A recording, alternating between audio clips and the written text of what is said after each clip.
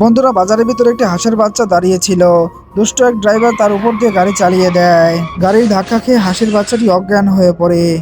হাঁসের বাচ্চাটিকে মিনি অসুস্থ অবস্থায় দেখে তার কাছে আসে এবং তাকে সাহায্য করতে চায়। মিনি তাকে গাড়িতে করে ওখান থেকে নিয়ে এসে তার শরীরে ভালো করে ব্যান্ডেজ করে দেয়। এরই মধ্যে বৃষ্টি চলে আসে। মিনি হাঁসের বাচ্চাটির মাথার উপর ছাতা ধরে রাখে, কিন্তু বৃষ্টি বেশি আসছিল। মিনি হাঁসের বাচ্চাটিকে ছাতার সাথে বেঁধে নিয়ে তার গুহায় চলে যায়। মিনির বাড়িতে নিয়ে গিয়ে হাঁসের বাচ্চাটিকে মিনি সেবা যত্ন করতে থাকে।